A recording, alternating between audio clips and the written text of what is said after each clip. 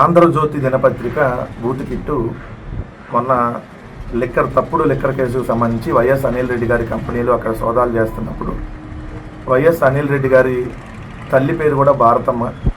YS Anil Reddy గారి తల్లి భారతమ్మ, ఆమె కూడా వైఎస్ భారతమ్మ.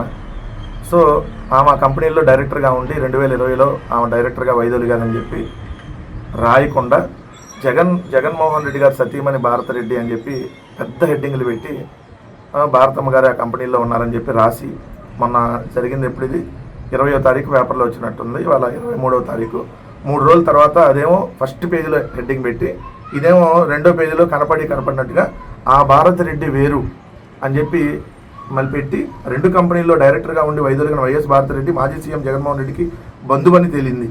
ఆ రోజు లభించిన సమాచారంలోని డైరెక్టర్ల జాబితాలో వైఎస్ భారతరెడ్డి అని పేరు ఉండటంతో ఆంధ్రజ్యోతిలో పొరపాటున జగన్ సతీమణి భారతరెడ్డిగా ప్రచురితమైంది. పొరపాటుగా ప్రచురితం అవల, మీరు కావాలని రాశారు. మీ బుద్ధి అంతా, మీ బతుకే అంత మహిళల మీద రాయటమే మీ బతుకులు. దాంతో వచ్చేటటువంటి దాంతో బతకడం మీ బతుకు. ఇది మరి ఫస్ట్ పేజీలో వేయాలి కదా. ఫస్ట్ పేజీలో నీ ఆంధ్రజ్యోతి బాక్స్ దాని పక్కన పెద్ద బాక్స్ వేసి వేయాలి కదా. ఎందుకు వేయాల? అది కూడా 3 రోజుల తర్వాత. అంటే ఈనాడుకి ఆల్రెడీ నోటీసులు పంపించారు కాబట్టి ఆంధ్రజ్యోతికి కూడా నోటీసులు ఏమైనా పంపించుంటారో మనకు తెలియదు. అందుకని చెప్పి పంపిస్తారన్న ఉద్దేశంతో ముందే వేసాడు అన్నాడు.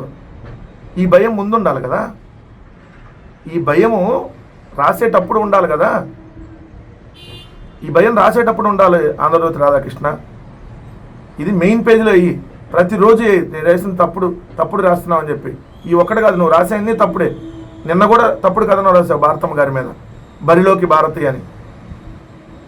ఖచ్చితంగా నీకు లీగల్ నోటీసులు అయితే ఖచ్చితంగా అందుతాయి, కంగారేం పడమాకు.